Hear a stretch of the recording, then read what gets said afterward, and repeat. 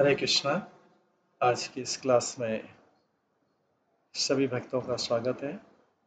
हम कीर्तन से स्टार्ट करेंगे आज की गोपाल चंद्र क्लास। नमो विष्णुपदाय कृष्ण प्रस्थाय भूतले श्रीमते भक्ति वेदांत स्वामी इति नामिने। नमस्ते सरस्वती देवे गौरवाणी प्रचारिणे निर्विशेषा शून्यवादी पाश्चात्यदेशतारिणे। जय श्री कृष्ण चैतन्य प्रभु नित्यानंद श्री अद्वैत गदाधर शिवासादि गौर भक्त वृंद। हरे कृष्णा कृष्णा कृष्णा हरे हरे हरे राम राम राम हरे हरे।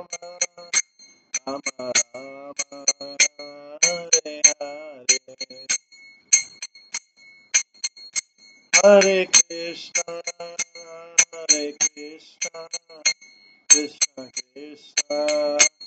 हरे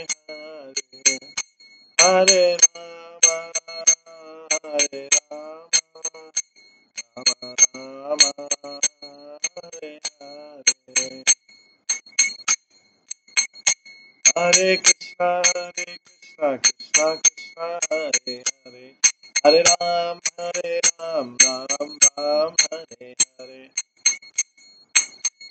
हरे कृष्णा कृष्णा कृष्णा हरे हरे हरे राम राम राम हरे हरे।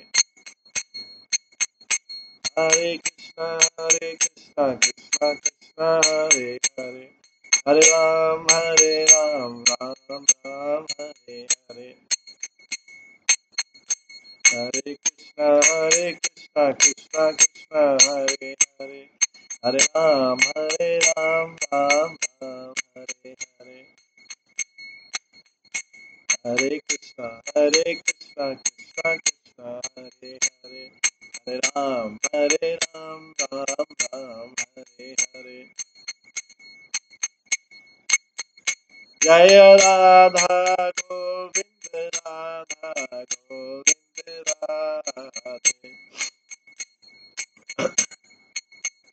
जय राधा माधव राधे।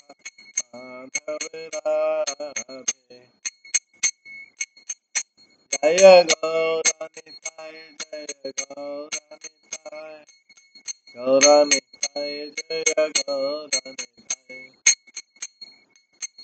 जय जय प्रभुपाद जय जय प्रभुपाद जय गौर हरि बोल हरि बोल हरि बोल जय गौर हरि। श्री श्री राधा गोविंद देव की जय। श्री जगन्नाथ बलदेव सुभद्रा महारानी की जय। श्री श्री गौर निताय की जय। श्री प्रभुपाद की जय।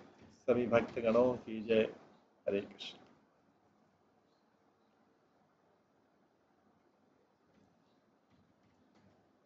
आज की इस गोपाल चंपू क्लास में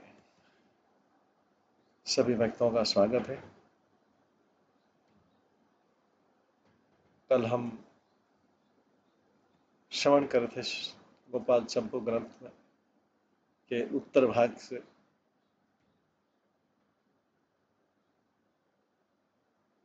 कृष्ण की जो द्वारका लीला है उसका श्रवण कर रहे थे।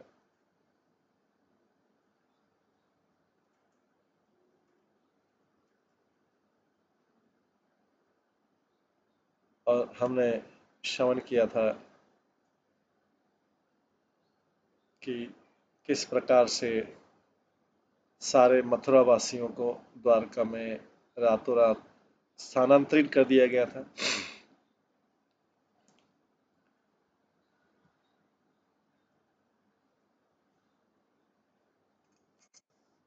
वो दिव्य द्वारकापुरी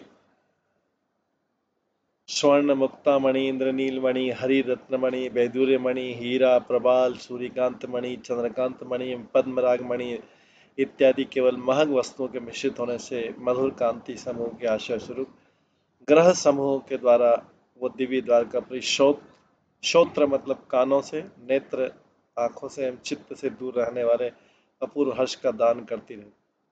और जिस द्वारकापुरी में मंदार, पारिजाति, वहां के जो वृक्ष हैं, द्वारकापुरी में मंदार पर्वत, पारिजात, संतान, कल्पवृक्ष, हरिचंदन,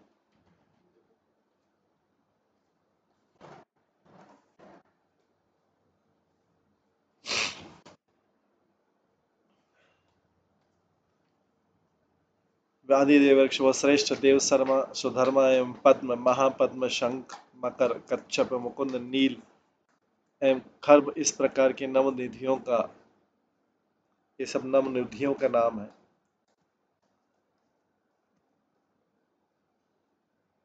नवनिधियों में पद्म, महापद्म, शंख, मकर, कच्छप, मुकुंद, कुंद, नील एवं खर्ब इस प्रकार नवनिधियों का समुदाय स्वर्गीय अवस्था का अतिक्रमण करके भी एक रूप से स्थित होने के कारण अत्यंत शोभा धारण कर रहे हैं।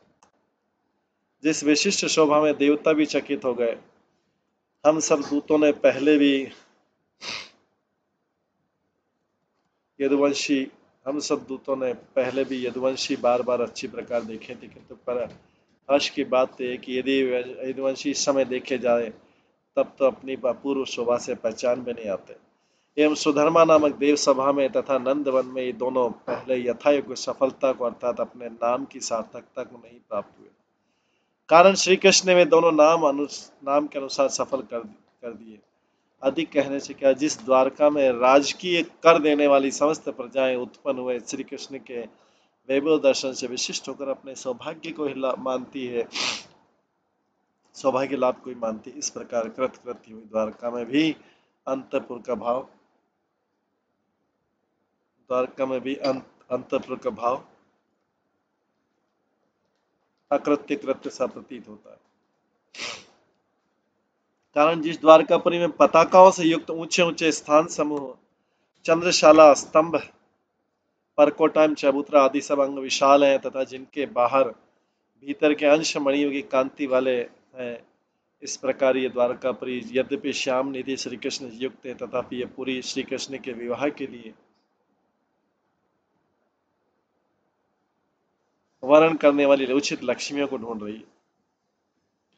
तात्पर्य अंतपुर की सार्थकता ग्रह लक्ष्मी के द्वारा होती है, पहले गद्य का भाव है। तदंतर हम दोनों दूत उस द्वारकापुर की शोभा को जब आश्चर्यपूर्वक देख रहे थे, तब आपके कुल के चंद्रमा श्री कृष्ण हंसकर बोले, अरे भाइयों क्या देख रहे हैं, उस ब्रज में तो तुम्हारा द्वारका से भी विलक्षण वैभव, जिसको मैंने वरुण लोक से आकर रमणीय रूप से दिखाया था, और जिस विलक्षण वैभव को मैं साधुओं को दुख देने वाले दुष्टों के वध के अनंतर अर्थात दंत वक्र वध के अनंतर ब्रज में प्रवेश हो जाने पर तुम सबको दिखाऊंगा। ब्रजराज बोले, तुम दोनों ने विलंब का अवलंब क्यों किया, अर्थात आने में देरी क्यों की। दोनों दूत बोले, द्वारका में महोत्सव प्रारंभ हो गया था। श्री ब्रजराज बोले, कहो कैसा महोत्सव। वेद बोले, देखो ये आश्चर्य में बात है, ऐसा विश्वास करके श्रवण कीजिए। इस प्रकार श्री कृष्ण के दर्शन मात्र से परिपूर्ण चित्त हो जाने के कारण श्री कृष्ण में हम दोनों को भाव विशेष प्राप्त हो जाने पर कोई उपवन का रक्षक आकर आश्चर्यपूर्वक श्री कृष्ण के प्रति बोला, हे देव, ताल वृक्ष के समान लंबा कोई पुरुष ताल वृक्ष के समान लंबी किसी सुलोचना नारी के साथ वन में आकर कितने ही दंड परिमेय समय तक सभी के विचार को अपूर्व रूप से खंडन करता हुआ एवं तेज से वन को विभूषित करता विद्यमान है। और वो कहता है कि यदुपति श्री कृष्ण से मिलने के लिए यहाँ पर उपस्थित हुआ। उसको देखकर सभी लोगों ने पहले तो भयभीत होकर, पीछे तो हम जैसों के निकटवर्ती होने के कारण भय छोड़कर उस महापुरुष को देखने के लिए अपरिमित होकर कुल धन आदि की मर्यादा को लांघ कर घर के बगीचा को नगर जैसा बना दिया।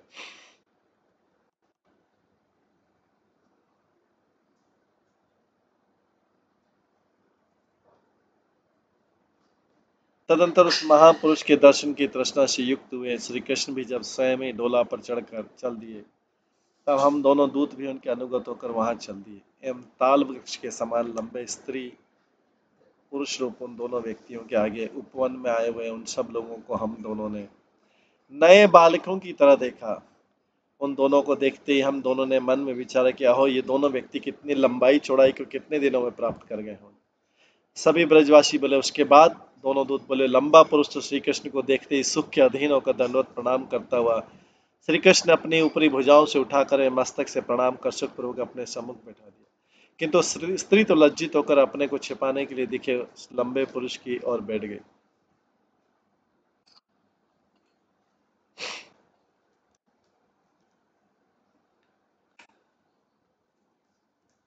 ब्रजवासी बोले। उसके बाद दोनों दूत बोले, तदंतर द्वारकाधीश के द्वारा उसकी विशेषता पूछने पर लंबा पुरुष तो मेघ की सी गर्जना का उपार्जन करते ही बोला, जिस समय मयूर गण भी बड़े उल्लास से योग्य शकुन को उच्चतर स्वर से कह रहे थे, उस पुरुष का वचन यह था, मैं तो रेवत राजा के पुत्र के क्रम के साथ ककुद्दी नाम वाला हूं। अर्थात मैं रेवत रेवत का पुत्र रेवत, ककुद्दी मेरा नाम है।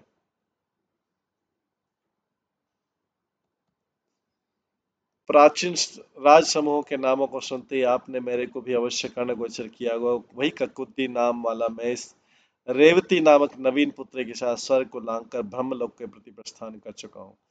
ब्रह्मलोक में मैं जाने के कारण तो हम प्राचीन व्यक्ति हैं। ब्रह्मलोक में जाने के कारण हम प्राचीन व्यक्ति हैं, अतः आजकल के नवीन व्यक्तियों की तरह छलों के द्वारा प्रसंग से युक्त नहीं करेंगे, किंतु मेरे सरल वाक्य को वेद की तरह कर्ण गोचर करें। तो मैं तो इस कन्या के विलक्षण लक्षणों को देखकर उसके समान लक्षणों वाले पुरुष को भूतल में न देखकर वर के योग्य पुरुष को पूछने के लिए ब्रह्मा जी के समीप इस कन्या के साथ ही हो गया था। यह भी ब्रह्मा जी को देखने के लिए मेरे संग ही गई थी। ब्रह्मा जी तो उस समय नाटक देख रहे थे। पीछे तो उस नाटक के कौतुक में आविष्ट हुए मेरे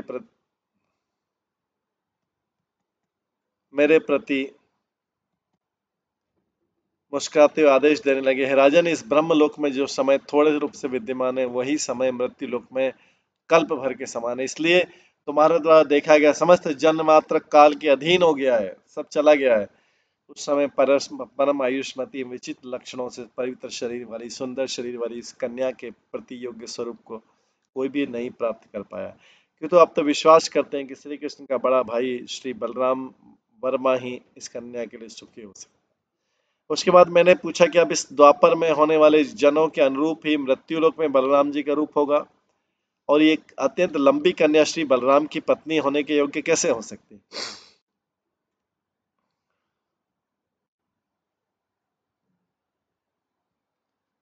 उसके बाद मैंने पूछा कि अब इस द्वापर में होने वाले जनों के अनुरूप ही मृत्युलोक में भी श्री बलराम जी का रूप होगा, और ये अत्यंत लंबी कन्या श्री बलराम जी की पत्नी होने के योग्य कैसे हो सकती। ब्रह्मा जी तो बोले कि देखो, कुब्जा के टेढ़ेपन को हरने वाले जो कृष्ण हैं, उनके बड़े भाई बलराम जी भी उसी प्रकार विरूपक और सुरूपा एवं लंबी को छोटी करने में समर्थ है। अतः जो बलराम सर्वदा इस कन्या के भर्ता होंगे, वे ही इस कन्या को अत्यंत श्रेष्ठ बना लेंगे। और हे भगवान कृष्णचंद्र, देखो, ब्रह्मा जी के मुख से आपकी जो विशेषता मैंने सुनी है, वे तो निश्चित रूप से शेष जी से भी दूर है।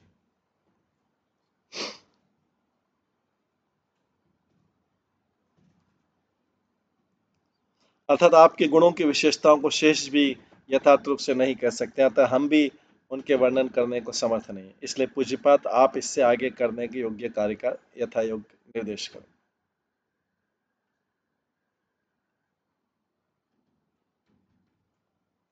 श्री ब्रजराज बोले। उसके बाद दोनों दूत बोले, उसके बाद आपके कुलचंद्र श्री कृष्णचंद्र मंदहास पूर्वक चुप होकर तत्काल विचारने लगे कि यदुवंश के मुकुटमणि पूज्यपात बड़े भाई श्री बलराम जी के संबंध में केवल क्षत्रिय कन्या ही विवाह के लिए उपयुक्त है, और मेरे संबंध में क्षत्रिय या गोप है, अतः उनके इनके लिए क्षत्रिय कन्या किमा गोप कन्या उपयुक्त। इस प्रकार का दूसरा विचार जैसे विघ्न रूप है, उसी प्रकार बलराम जी के विषय में दूसरा विचार विघ्न रूप नहीं है, और स्वतः उपस्थित वस्तु के परित्याग के दोष को समझाकर अपने अग्रज को भी अंगीकार करके पोषण पर ले आएंगे। अतः रेवत राजा की बात को हम ही अंगीकार करके द्वारकापुरी में लौटकर अपने विचार को उपस्थित करेंगे। श्री ब्रजराज बोले उसके बाद, दोनों दूत बोले उसके बाद वैसे ही करके, अर्थात द्वारका में आकर वहीं पर देवता की तरह रेवत राजा का आतिथ्य सत्कार करके श्रीमान वसुदेव जी आदि के साथ विचार करके एवं श्री बलराम जी को भी उस विचार के अधीन करके एवं उनकी अनुमति के द्वारा उनके हल को भेजकर रात्रि में सोती हुई रेवती को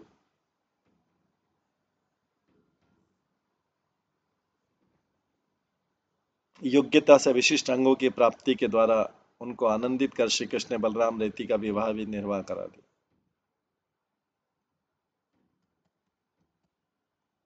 अधिक क्या कहे, इतना सुनते ही सभी ब्रजवासी आश्चर्यपूर्वक जब आगे का प्रसंग सुनने को बहुत देर तक विशिष्ट चेष्टा को प्राप्त हो गए, तब दोनों दूत पुनः बोले, पहले ब्रजे नंदन श्री कृष्ण के अनुसार चलने वाले हलधारी बलदेव को भी विवाह की प्रमुखता को प्राप्त हो गए थे, किंतु उन्होंने ऐसे महापुरुष रेवत किया श्री कृष्ण की उपेक्षा के दोष के भय से हम लोक संग्रह की बुद्धि से रेवती अंगीकार कर ली। श्री ब्रजराज बोले, बड़े आनंद की बात है, श्री बलराम जी का विवाह कृत्य हो गया, किंतु उसके छोटे भाई श्री कृष्ण की न जाने विवाह विषय कौन सी कार्य सिद्धि होगी। सभी ब्रजवासी बोले, सर्वश्रेष्ठ गुण श्री कृष्ण के भी किसी के द्वारा उत्पन्न हुआ उस प्रकार का संकोच ही अपने विवाह के विषय में विशिष्ट रोचकता को रच देगा। तदनंतर ब्रजराज ने श्री कृष्ण का विवाह गोप कन्या था क्षत्रिय कन्या के साथ होगा, इस विचार से लंबे श्वास लेकर पूछा कि तुम दोनों के भेजने के समय हमारे लाला ने कुछ संदेश भी दिया था, क्या है? वे दोनों बोले, और क्या, देखो ये पत्रिका।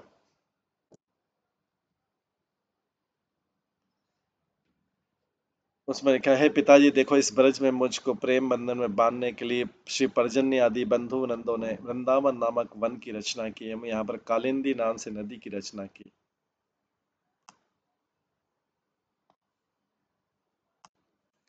तथा बहुत सी धेनु भी स्थापित की है, अपितु बंधन की हेतु पूर्वक वस्तु की कना है, मेरा हृदय दया से पूर्ण होकर आप सबके मधुर से मधुर बनी हुई स्वतः सिद्ध उन वस्तुओं में विशेष करके निरंतर जाता रहा। और हे पिताजी, उस ब्रज में जो हंसी एवं जो सुनंदा नामक धेनु है तथा कामधेनु पर विजय पाने वाली गुणों वाली गंगा आदि जो धेनु है, और अन्य जो मेरी मान्य धेनु मेरे हृदय में विद्यमान प्राणों के समान प्यारी है, अतः मेरे में अत्यंत स्नेह करने वाली पूज्य पिताजी उन सब धेनुओं को तब तक निरंतर रक्षा करते रहे जब तक कि हाय वो कृतज्ञ स्वयं ब्रज के वास को प्राप्त करता है, अर्थात मैं जब तक ब्रज में आऊं तब तक उन धेनुओं की रक्षा करते रहे। इतनी कथा सुनकर कुछ क्षणों तक आंसू बहाते हुए श्रीमान सभी ब्रजवासी चुप हो गए और उनके पीछे बोले कि श्री कृष्ण के विरह में अपने ब्रजवासियों को जो दुख हो रहा है उसको हम गिनती में नहीं ला रहे, किंतु हमारे दुख में श्री कृष्ण के दुखित होने से हम स्वयं पीड़ित हो रहे। श्रीमान ब्रज ने तो ये प्रत्युत्तर पत्रिका देने की चेष्टा की था, श्रीमान कृष्णचंद्र देखो, आप जिन ब्रजवासियों के संबंध से बहुत दिनों तक कष्टपूर्वक यदुकुल की रक्षा करते हुए अपने अभिष्ट विषयों को ताककर इधर समय बिता रहे थे, कि तो ये तुम्हारा पिता नंद तो तुम्हारे अभिष्ट धेनु मंडल को अपने नेत्रों से अनभिष्ट विचारते हुए, अर्थात तुम्हारे विरह में दुखित धेनु समूह को नेत्रों से देखकर दुखित होता हुआ उनकी रक्षा में संलग्न नहीं हो रहा है, अतः वो तुम्हारा पिता स्वयं लज्जित होता रहा। तात्पर्य तुम्हारे विरह में दुखित धेनुओं की रक्षा तुम स्वयं जाकर करो।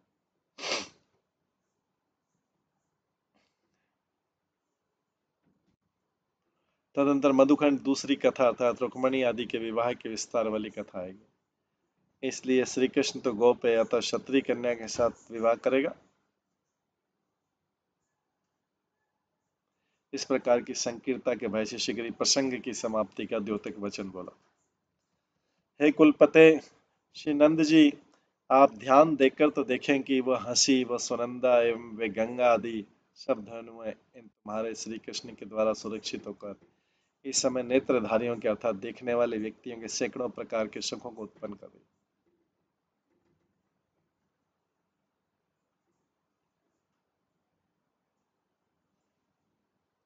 है गोपेश्वर, इस बात को दूर रहने दीजिए। आप तो ये देखो कि वे ही तुम्हारे लाला श्री कृष्ण तुम्हारी गोद को पुष्ट करते हुए ब्रज के सभासद जन्मात्र को चारों से भली प्रकार पुष्ट कर रहे हैं।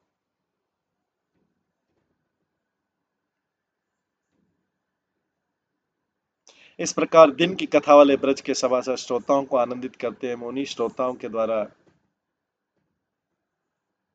समृद्धि को प्राप्त हुआ मधुकंठ उसी दिन की रात्रि में श्री राधा माधव के आगे कहने लगा कि हे गोपियों, सुनो, उस समय अर्थात प्रकट लीला के समय तुम्हारे साथ क्रीड़ा करने वाले इन घनश्याम ने तुम सबके प्रति भी पत्रिका भेजी थी।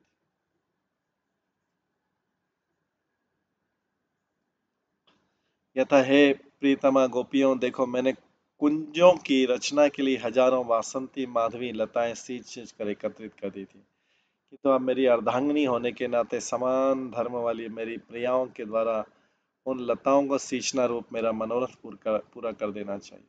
और आप सब गोपियों ने भी प्रत्युत्तर पत्रिका दी थी।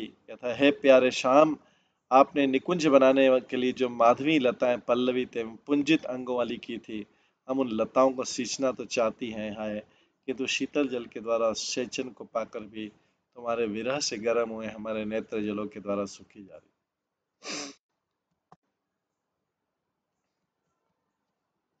अतः 15वां अध्याय इस प्रकार से पूर्ण होता है। 16वां अध्याय चालू होता है। श्री रुक्मणी पाणी पीड़नम। तो इसमें ऊपर वाले चैप्टर में आता है कि अनंतर मधुकंड समाप्ति वचक बोला बोला, हे राधिके, देखो श्री कृष्ण ने द्वारका से निकुंजों की रक्षा के लिए वचनों का संदेश देकर ब्रज में अपने आगमन को व्यक्त कर दिया है एवं उस आगमन के उदाहरण को प्रकट करके उसको कार्य रूप में परिणित करते हुए श्री कृष्ण तुम्हारे साथ विहार कर रहे हैं। अतः इस प्रकार श्री राधा माधव के सुख को बढ़ाकर तथा उनकी अनुमति लेकर सभी के साथ हम उन दोनों कथावाचकों के चले जाने के बाद उन प्रिया प्रीतम के अपने क्रीड़ा भवन को प्राप्त हो जाने पर जो सुख हुआ, कवि जन उस सुख को अपने मुख से कितना वर्णन कर सकता था, अर्थात किंचित भी नहीं। इस प्रकार श्री वनमाली दास शास्त्री विरचित श्री कृष्ण नंदिनी नामनी भाषा टीके सहित श्रीमद उत्तर गोपाल चंपू काव्य श्री बलभद्र विवाह भद्रक विस्तारक के नाम पंचदश पूर्णम 15वां अध्याय पूर्ण। 16वां अध्याय श्री रुक्मणी का पाणिग्रह। इस 16वें पुराण में सर्व आनंददायक श्रीमती रुक्मणी का विवाह वर्णित होगा। अतः पूर्वोक्त प्रकार से रात्रि की कथा की प्रसिद्धि हो जाने पर श्री कृष्ण के मुख चंद्र की मंद मुस्कान से श्वेत वर्ण वाली एवं श्री बजराज के तेज से प्रदीप प्रातःकाल की सभा में स्निग्ध कंठ दूसरी कथा कहने लगा। इस प्रकार यातायात के कारण दूतों के सम्मिलित हो जाने पर कोई दो दूत ब्रज में आए और आते ही पहले की भांति कुशल जताते जनाते निवेदन करने लगे कि नाम से वन मालिनी एवं प्रभाव से सर्व शुभशालिनी उस द्वारकापुरी में कोई अपूर्व वृत्तांत अभी संगठित हुआ है। श्री बजराज बोले, सौम्य जनों, अच्छी तरह से कह दो। दोनों दूत बोले, वहां पर सर्व सुखमय कुछ दिन बीत जाने पर किसी एकांत स्थान में मनोहर रत्न ग्रह में किसी कांचन निर्मित शैया पर कभी उदासीन की भांति बैठे हुए तुम्हारे पुत्र को दुर्जनों के द्वारा ठगे गए की तरह सुनंद नामक किसी ब्राह्मण ने शीघ्रतापूर्वक प्राप्त किया। उसके ब्राह्मणपन से विश्वास युक्त हृदय वाले भली प्रकार नीति धारण करने वाले आपके पुत्र ने तो प्राप्त हुए इस ब्राह्मण को प्रणाम से संयुक्त कर अर्घ्य पाद्य आदि से उसके पूजन कर मधुर भोजन कराकर शैया पर सुलाकर सेवा करने के लिए उसके चरणों को धारण करते करते इसी बीच में दूसरी बात चलाते चलाते आगमन के कारण को पूछा।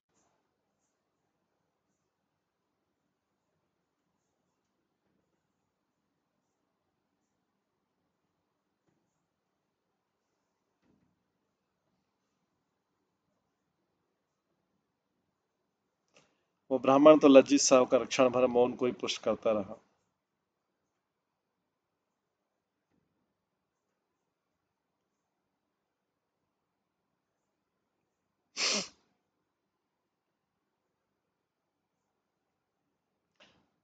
पीछे तो बोला कि भगवान कुंडलिनी कुंडिनपुर में रहने वाले भीष्मक नाम वाले विस्तृत कीर्ति एवं तेज वाले विदर्भ देश के राजा को तो आप जानते ही, और प्रसिद्ध कुल के भाव से युक्त उस राजा के राक्षसों की सी प्रकृति वाले रुक्मी आदि 5 पुत्रों की छोटी बहन रुक्मणी नामक नाम वाली पुत्री को भी आप जानते हैं। उसके पिता के मन को जानने वाले मित्रों ने उस कन्या को आपको देने का विचार किया, किंतु उसके बड़े भाई रुक्मी ने तो उन सबको ठग कर शिशुपाल के लिए देना आरंभ किया। अतः रुक्मी ने अपनी बहन रुक्मणी के पास पत्र में एक श्लोक भी भेजा है। प्रणयोदम घोष नंदे शिशुपाले तथा यवनाचित नरदेव वरे श्रुतशर्व हृदयानंदी गुणे विजम्बमा। अर्थात हे रुक्मणी, देखो देखो, मेरा कहना तो यह है कि जो शिशुपाल यौवन से युक्त है,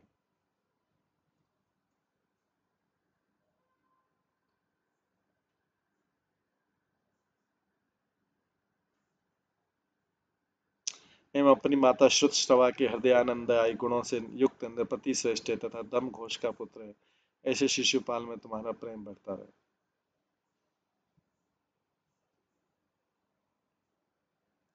रुक्मणी ने अपने भावानुसार पूर्वोक्त श्लोक के 5 अक्षरों को परिवर्तन करके रुक्मी के निकट भेज दिया।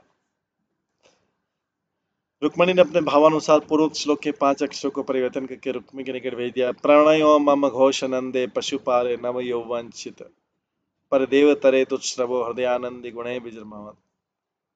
अर्थात मेरा प्रेम तो उन्हीं ब्रज राजकुमार में बढ़ता रहे कि जो गोपालन तत्पर एवं नित्य नवीन यौवन से युक्त है तथा परात्पर देव श्रेष्ठ है, और जिनका यश चारों ओर फैल रहा है एवं जिनके लोकोत्तर गुण हृदय को आनंददायक है। तथापि वो सौभाग्यवती कन्या तो आपके रूप गुण आदि के श्रवण को वेद की तरह प्रमाण मानकर अपने अनुभव मार्ग में आपको ही श्रेष्ठ रूप से वन मानकर वर्णन करना चाहती है। इस विषय में तो कहना ही क्या है। अपितु आपके मन से आपको ही वर्णन कर चुकी है। उसके बाद आपसे भिन्न व्यक्ति के साथ अपने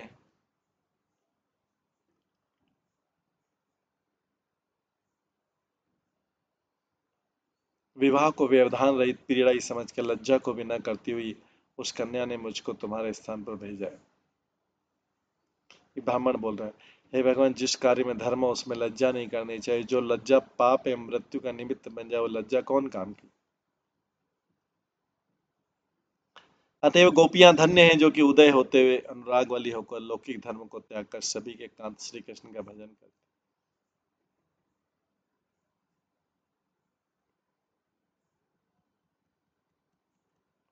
अनंतर श्री कृष्ण अपने मन में विचारने लगे कि बात सत्य है, ध्रुव सत्य है कि वह रुक्मणी दूसरे पति के प्राप्ति रूप अन्य उपाय में आसक्त न होकर मुझ में अनुरक्त।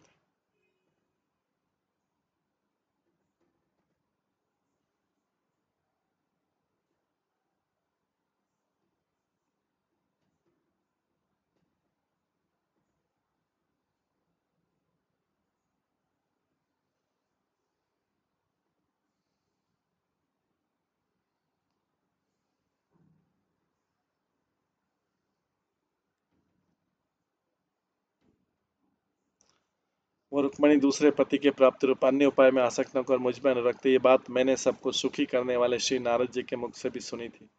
तो अनुराग की बात को तो दूर रहने दो, किंतु सतकुल वाली या श्री नारद आदि संतों के उपदेश से परिपूर्ण वह कन्या मुझको ही केवल पति रूप से माना रूप प्रतिव्रत धर्म में वेद को कदापि नहीं त्याग सकती, परंतु अपने शरीर को ही त्याग सकती।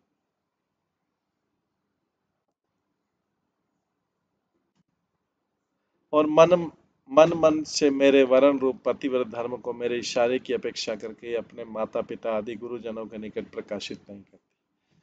मुझे तो यही प्रतीत होता है, ये रुक्मणी यदि मेरे संकेत को जान लेती तो मैं अपने मन में मेरे द्वारा अंगीकार के अभिलषित को अपना अंगीकार ही मान लेती। उसे अन्यथा तो अर्थात मैं तुझको अंगीकार नहीं करूंगा इस प्रकार जान लेने पर तो वो अपने शरीर को भी अंगीकार नहीं किया ऐसा मान लेती, अर्थात अपने शरीर को भी छोड़ देगी। किंतु मेरा प्रतिबंध रहित यह स्वभाव तो सदैव स्फूर्ति पा रहा है कि जिस व्यक्ति में अनुराग मात्र की योग्यता है उसके विषय में मैं त्याग को नहीं प्राप्त हो सकता हूँ, अर्थात अनुराग के पात्र को नहीं त्याग सकता हूँ। यह मेरा स्वतंत्र स्वभाव है। तथापि ब्रज में जो प्रेम रूप संपत्ति है उसने मेरा हृदय विलक्षण कर दिया है और उसी के कारण तो मैं रुक्मणी के विषय में उद्यम नहीं कर रहा हूँ। किंतु अब तो रुक्मणी के प्रबल प्रयत्न की सेवा उतनी संताप युक्त जागृत हो चुकी है, अतः उसके विषय में कौन सा कर्तव्य निश्चय करूं।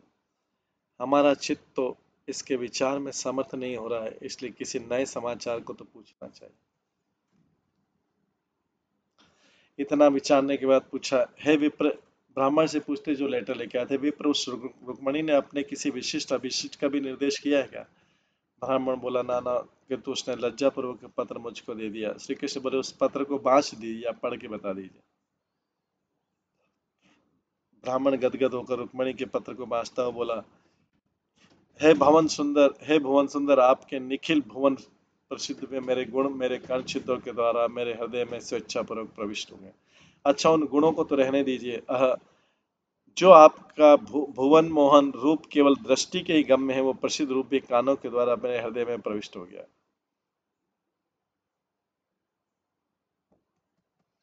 और मेरे मन में प्रविष्ट होकर केवल आप ही जिसके प्राप्य एवं मुझसे जो संबंध रखने वाला है, ऐसे मेरे मन में आपके विगुण रूप आदि एकत्रित होकर बैठ गए, जिस कारण से कमल नयन यह मेरा मन भी लज्जा को छोड़कर निरंतर आपका ही अनुगमन करता रहता है।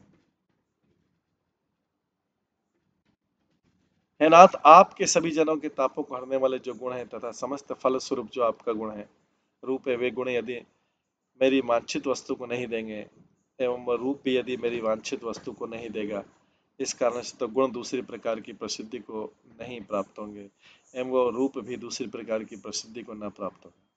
अतः मैं चेष्टा करती कि मेरी अभिलाषा को पूरी करके अपने गुण रूप आदि की दूसरी प्रकार की प्रसिद्धि कर दीजिए। और जो कन्या कुलवती एवं गुणशालिनी होगी तथा वही यदि सुंदर बुद्धि वाली होगी, तो ऐसी कौन होगी जो कि विवाह के समय पर आपका भजन न करेगी, अभी तो अवश्य करेगी। तात्पर्य, ऐसी कन्या तो आपका वरण करेगी, क्योंकि गुण आदिकों के द्वारा दूसरा व्यक्ति आपके समान नहीं है एवं आप तो अपने माधुर्य गुण से तीनों लोगों के समस्त जनों के हृदय पर्यंत को हरने वाले प्रतीत हो रहे हैं। हे पूज्यवर, आप सबके हृदय तक को हर लेते हैं, इसलिए मैं भी लज्जा को छोड़कर कहती हूँ कि वही आज मैंने शीघ्र ही वर की दी है, अतः आपके निमित्त अर्पण के लिए इस मेरे शरीर को शिशुपाल स्पर्श न कर पाए।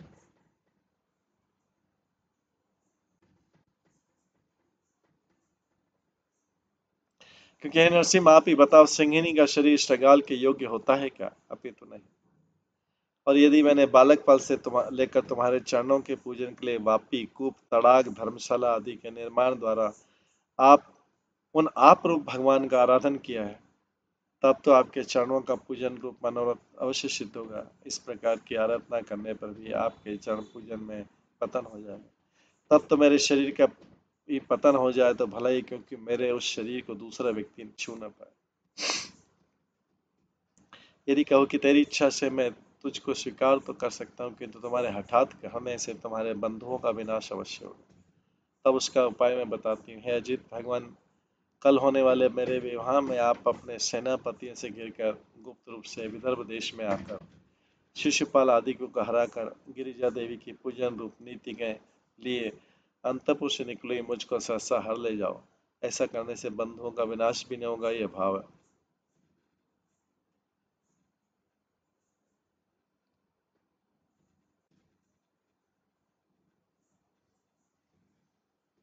और जिनके चरण कमलों की धूलियां भी समस्त दुख को समूल नष्ट कर देती, वे ही आप यदि मुझ पर प्रसन्न हुए, तब तो मैं 10,000 व्रतों से युक्त हजारों जन्मों के बाद द्वारा बार बार अपने प्राणों को त्यागती रहूं। आपके अंगीकार न करने पर तो यही अच्छा। इस विषय में कुछ ब्रजवासी बोले, अहो, उस छोटी सी लड़की रुक्मणी की बुद्धि भी शुभ अभिनिवेश की संरक्षक देखी जाती है, जो कि उसका चित्त इतने विचार तक पहुंच गया है। सभा में बैठी कुछ स्त्रियां बोली, वो छोटी सी लड़की कैसे है? किंतु वो तो चालिक चालिक अर्थात चतुर चालाक है, क्योंकि जिसने श्री कृष्ण को उतने भारी भय में नियुक्त कर दिया। दूसरे ब्रजवासी बोले, वो रुक्मणी क्षत्रिय जाति की है, इसी कारण उसके मन में भय नहीं आता है, किंतु उसकी धर्म निष्ठा ही सब कुछ प्रतिष्ठित कर देगी। पुनः आगे का वृत्तांत कहिए। दोनों दूत बोले, मधुकंठ स्निग्धकंठ, पूर्वोक्त प्रकाश है रुक्मणी के अनुराग को जानकर श्री कृष्ण अपने मन में पुनः यह विचारने लगी कि अब क्या करना चाहिए। कारण उसका प्राण त्याग अवश्य रोकने योग्य है।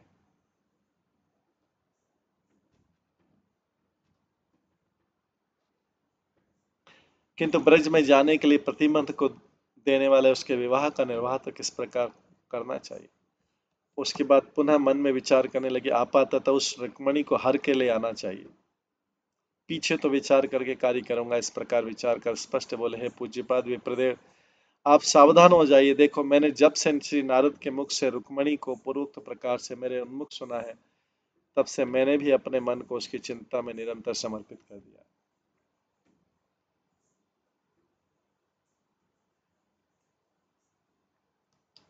कारण ये बात सर्वत्र प्रसिद्ध है कि भक्तजन आप अपने उपास्य देवों के गुण का ही अनुगमन करते हैं, किंतु भक्तजनों के गुणों का अनुगमन करने वाले मुझ श्री हरि की वृत्ति तो स्फटिक मणि के पर्वत की सी है।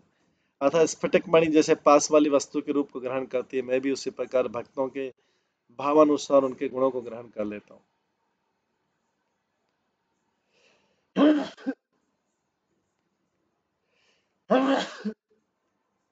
इसलिए उसका उद्धार तो सब प्रकार से करना चाहिए, पीछे तो कार्य की गति के अनुसार यथायोग्य विचार किया जाएगा।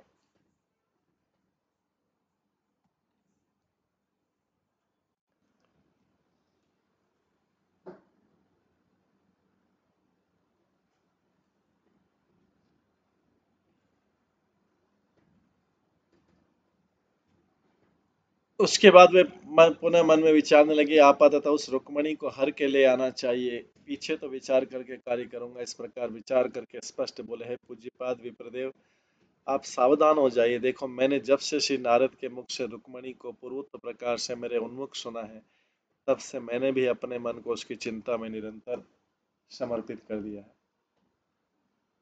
कारण ये बात सर्वत्र प्रसिद्ध है कि भक्तजन अपने उपास्य देवों के गुणों का ही अनुमोदन करते हैं, किंतु भक्तजनों के गुणों का अनुगमन करने वाले मुझ श्री हरि की वृत्ति तो स्फटिक मणि के पर्वत की सी है। अतः स्फटिक मणि जैसे पास वाली वस्तु के रूप को ग्रहण कर लेती, मैं भी उसी प्रकार भक्तों के भावानुसार को उनके गुणों को ग्रहण कर लेता। इसलिए उसका उद्धार तो सब प्रकार से करना चाहिए, पीछे तो कार्य की गति के अनुसार यथायोग्य विचार किया जाएगा। अतः इस प्रकार विचार कर अपनी उत्कंठा को बढ़ाकर ब्राह्मण के साथ रथ में चढ़कर रुक्मणी के विवाह के अवसर को समझकर श्री कृष्ण स्वयं एक रात के द्वारा ही विदर्भ देश के मध्य स्थित कुंडनीपुर में पहुंच गए। यदि आप सब कहें कि रुक्मणी ने तो सेनापति के साथ आने को लिखा था, तब अकेले क्यों गए? उसके उत्तर में कहते हैं, चलते समय तो इस विषय में किन्हीं की सम्मति होगी, किन्हीं की नहीं। इस भय से हम लज्जा के कारण श्री बलदेव जी को भी साथ नहीं ले गए, किंतु जैसे ही बैठे थे वैसे ही उठकर सायंकाल में ही चल दी।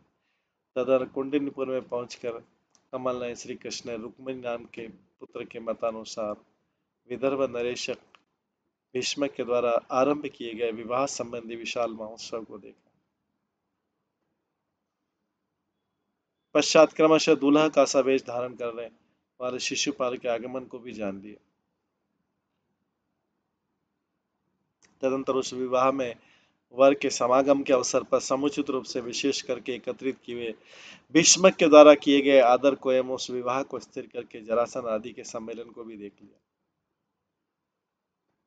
अनंतर श्री ब्रजराज वेग पूर्वक पूछने लगे कि उस समय हमारा लाला उन जरासंध आदिकों के निकट अकेला ही कैसे स्थित रहा। दोनों दूत बोले, ब्रजराज, आप इस बात को तो जानते नहीं कि आपके पुत्र का तेज करोड़ों बैरियों को तिरस्कृत करने वाला है। आपका दृष्टांत है कि सिंह यद्यपि हाथियों के समूह में अकेला ही हो तो भी डरता है क्या? शिवराज आज बोले, तो क्या मेरे लाला के पीछे भी किसी ने अनुगमन नहीं किया? क्या मेरे लाला के पीछे भी किसी ने अनुगमन नहीं किया? और भले कोई भले अनुगमन न करे, किंतु बलराम जी से कैसे अनुगमन नहीं कर सकते? क्योंकि वे भी तो ब्रज रूप क्षीर सागर में जन्म लेने वाले हैं, अतः स्नेह के भाव को कैसे त्याग सकते हैं? एम जिन बलराम जी के संबंध से मथुरापुर वासी या द्वारकापुर वासी कुछ व्यक्ति भी श्री कृष्ण के ऊपर स्नेह भाव को प्राप्त हो गए। दोनों दूत बोले, देखो, कन्या के हरने की विधि के लिए अकेले ही कुंडनीपुर गए, अपने छोटे भाई श्री कृष्ण को सुनकर, वहीं पर शत्रुओं के उद्यम को सुनकर स्नेह के समुद्र रूप ब्रज में जन्म लेने वाले श्री बलराम उचित स्नेह के भाव से भरकर शंका से संतप्त होकर सेना की रचना द्वारा सुसज्जित होकर कुंडनीपुर को। उसके बाद सभी ब्रजवासी यादव समूह में बलराम जी के तारतम्य को मन में लाकर जो प्रेम जन्म के साथ होता था वो स्वभाव सिद्धि कहलाता है, किंतु आगंतुक जो प्रेम है अर्थात हितजनक कार्य करने से जो प्रेम होता है वो अस्वाभाविक होता है। अतः बनावटी प्रेम स्वभाव सिद्ध प्रेम की तुलना कैसे प्राप्त कर सकते। श्री ब्रजराज बोले उसके बाद दोनों दूत बोले बड़े भाई बलराम के वहां जाते ही छोटे भाई श्री कृष्ण के लज्जित हो जाने पर श्रीमान बलराम ने तो क्रोध से तांबे के समान लाल देह वाले होकर उदयकालीन चंद्रमा की तरह प्रकट होकर अपने को चोर मारने वाले श्री कृष्ण के साथ कुछ भी नहीं कहा, किंतु तो सभी यादवों के सहित उनको घेर कर बैठ गए। श्री ब्रजराज बोले अच्छा तो वो ब्राह्मण कहाँ चला गया। एवं श्री कृष्ण सेवा रूप अपने धर्म के नष्ट होने के भय को मर्म स्थान में स्पर्श करने वाली तथा श्री कृष्ण को ही प्राप्ति समझने वाली या विचारने वाली उस रुक्मणी की बुद्धि कौन सी दशा पर पहुंच गई। दोनों दूत बोले वो ब्राह्मण तो वो रात्रि का समय इसमें अनुरोध करना निरंतर ये विचार कर अपनी भावना को योग्य शुभ विषय की संभावना करके सारी रात जागता ही रहा और सायंकाल से ब्राह्मण के आगमन का भली प्रकार ध्यान वाली रुक्मणी तो श्री कृष्ण की प्राप्ति रूप फल के तिरस्कार रूप कारण के भाव से विचार कर अपनी सफलता का अनुसरण करती रही। पुनः अजित कल की रात्रि में होने वाले मेरे विवाह में इत्यादि रूप से श्री कृष्ण के प्रति कहा हुआ वो अवसर भी कभी अभी नहीं आया और मेरे द्वारा समय बिताना भी कठिन है, विचारने लग गए। तो भी ब्राह्मण के मार्ग को देखती पीछे देखने में असमर्थ होकर मन को रोकती मस्तक को नमाती हुई पर सटी हुई दोनों दंत पंक्तियों के बीच कर धैर्य धारण करती जल धारा से डबडबाते हुए दोनों नेत्रों को मूंद कर कुछ क्षणों को बिता गई। एवं इस प्रकार कुछ क्षणों को बिताती हुई रुक्मणी जब भेजे गए ब्राह्मण के लौटने के विरह को न सह सकी तब मंगल के मूल अनुकूल देव ने उनके वाम नयन भुजा चरण फरका दी।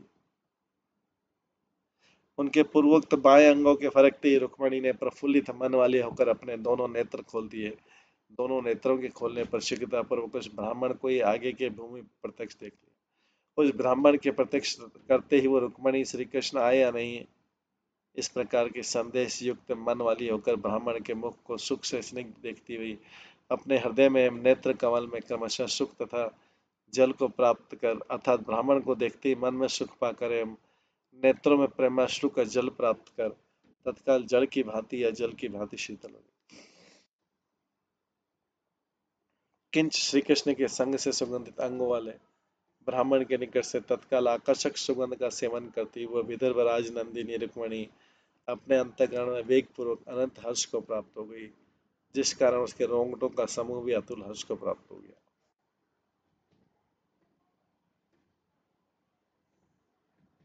तथापि गुप्त रूप से ब्राह्मण से श्री कृष्ण के आने का वृत्तांत पूछा।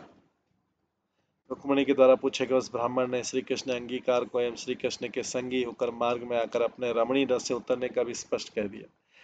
तात्पर्य श्री कृष्ण ने तुमको स्वीकार करने का वचन दे दिया, उस ब्राह्मण ने बोला रुक्मणी को, एवं मैं उनके संग आकर रथ से उतर कर चला आ रहा हूँ, यह कह दिया उस ब्राह्मण ने रुक्मणी को। कहने के अनंतर सबके द्वारा प्रशंसित वस्तु मात्र भी प्रस्तुत उस ब्राह्मण को देने के लिए उपयुक्त नहीं हो सकती। रुक्मणी के पास ऐसी कोई चीज नहीं थी जो ब्राह्मण को दे सकती। इस कारण उस ब्राह्मण को ही बड़ा करने के लिए अधिक नमती हुई रुक्मणी ने मानो अपने मस्तक को ही समर्पण कर दिया। उसके बाद सप्तराष्ट्री में विद्यमान राहु की तरह बहुत दूर विद्यमान शिशुपाल की स्फूर्ति को धारण करती रुक्मणी श्री कृष्ण कृपा रूप सुदर्शन चक्र के द्वारा चंद्रमा के शरीर की तरह शिशुपाल से विमुक्त हो गई।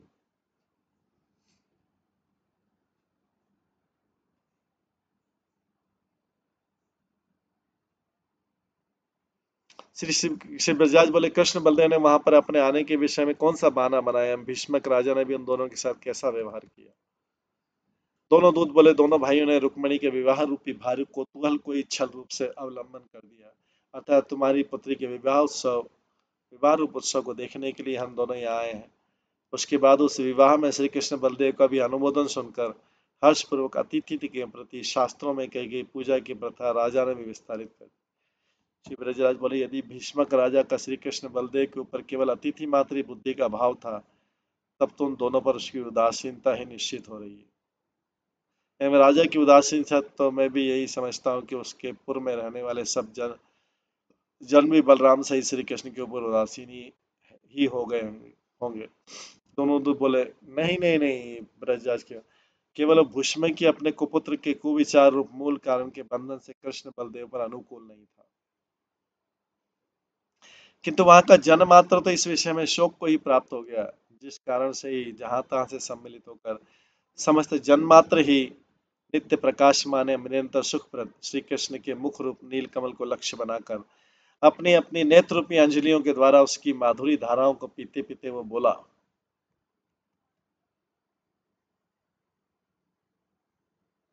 केवल रुक्मणी सदा सर्वदा श्री कृष्ण की भार्य होने के योग्य है।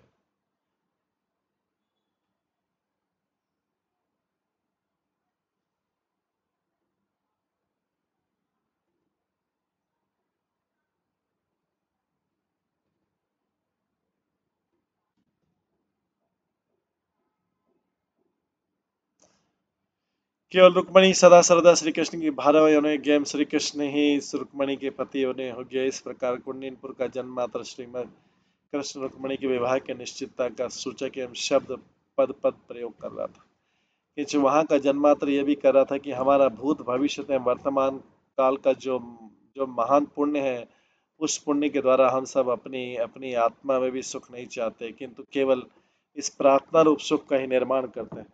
हे प्राणी मात्र के सकल फलों को देने वाले विधाता, ये बलवान कमल ने श्री कृष्ण न्याय से अथवा अन्याय से भी रुक्मणी के कर कमल को ग्रहण कर ले। श्री ब्रजराज ब्रजवासियों के सहित आनंद पूर्वक बोले, उसके बाद दोनों दूत बोले, उसके बाद प्रातः काल करके योग स्नानादि कृत्य करके प्रसन्न मन वाली एवं द्वारका जाने की अनुमति लेने के लिए ही मानो माता पिता आदि गुरुजनों की वंदना करने वाले तथा गुरुजनों के उपदेश से हिमालय की कन्या का पूजन करने के लिए उत्सुक होकर आग्रह पूर्वक मनोहर वेश धारण करने वाले वो कन्या रुक्मणी अपनी सखियों के द्वारा, अपने भाइयों की स्त्रियों के द्वारा, अपनी माताओं के द्वारा, अपने कुल पुरोहित की स्त्रियों के द्वारा, दासी समूह के द्वारा, कंचुकी अर्थात अंतपुर के रक्षक वृद्ध जन समूह के द्वारा, खड़ग तलवार ढाल आदि सम्मति को धारण करने वाले पैदल जन समूह के द्वारा, प्रशंसनीय शस्त्रों के आदर करने के भाव से घोड़ों पर चढ़ने वाले जन समूह के द्वारा, सभी की दृष्टि में प्रशंसनीय हाथियों पर बैठे महामंत्रियों के द्वारा, रथों से यात्रा करने वाले जनों के द्वारा, विचित्र विचित्र बाजे धारण करने वालों के द्वारा, नृत्य का आरंभ करने वाले नव नचवैयाओं के द्वारा, पवित्र वर्णन विभाग से युक्त सूत मागध बंदी जनों के द्वारा एवं निरंतर उत्प्रेक्षा अर्थात समानता से बंधे कौत्सुक के देखने से प्रसन्न होने वाली व्यक्तियों के द्वारा, उत्तरोत्तर के क्रम से अर्थात पहले सखियों के द्वारा, पीछे भ्रात पत्नियों के द्वारा इत्यादि रूप से पहले कहने वाले बा, क्रम से बाहर बाहर की ओर से घिर कर, किंतु अपने हृदय में तो अपने प्रीतम श्री कृष्ण की धारणा में किसी के द्वारा भी न घिर कर अंतपुर की स्त्रियों के सहित अंतपुर से भी निकलकर वेद विधि के अनुसार पूर्व में राज्य मार्ग में आकर धर्म से युक्त उस गिरिजा देवी के मंदिर में चली गई। और श्री कृष्ण तो अभ्यवस्कंदन में छापा मारने में अर्थात कपट से शत्रुओं पर आक्रमण करने में, छल से कन्या हरने में तृष्णा वाले होकर देवी के मंदिर का निकट बाहर बाहर धीरे धीरे टहलने लगे।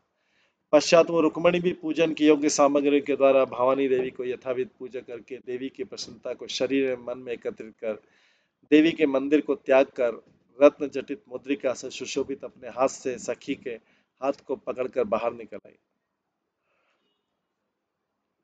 तदंतर मंदिर से निकलती कुंद की कलिंगाओं के समान दंत पंख वाली रुक्मणी उस समय देव माया ने दो प्रकार के शरीर वाली दिखा दी, अतः श्री कृष्ण से बहिर्मुख जनों के प्रति तो रुक्मणी उनको मोहित करने के लिए मायामय दिखाई दी एवं कृष्ण सम्मुख जनों के प्रति तो श्री कृष्ण की भार्यामय दिखाई दी, जिसके देखने से पहले अर्थात श्री कृष्ण से बहिर्मुख जन तो योग माया के द्वारा विमुक्त हो गए और पीछे वाले अर्थात श्री कृष्ण के सम्मुख रहने वाले व्यक्ति तो उनकी भक्ति के द्वारा मूढ़ों का सा आचरण करने लगे। ऐसी स्थिति में श्री कृष्ण भी जब सबसे ऊंचे रथ पर चढ़ गए तब श्रेष्ठ जनता की दृष्टि से रहित होते हुए उन दोनों वर एवं कन्या का परस्पर देखना भी विलक्षण ही हुआ।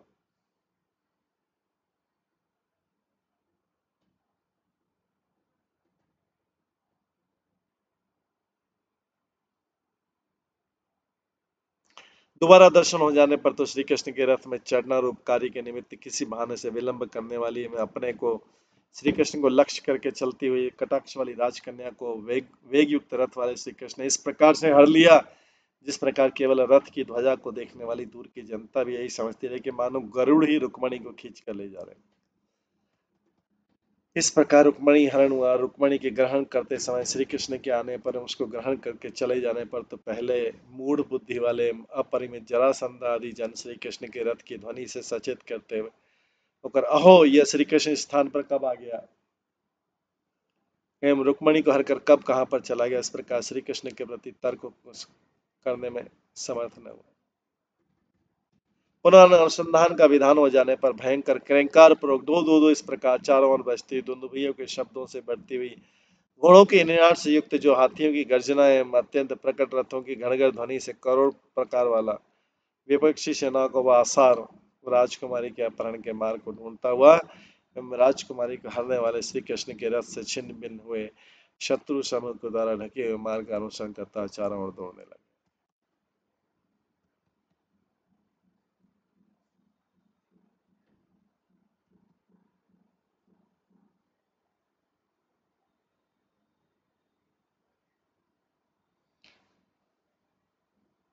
तो आज के इस क्लास को हम यहीं पे विराम करते हैं। इसके आगे का जो श्रवण है हम कल की क्लास में करेंगे।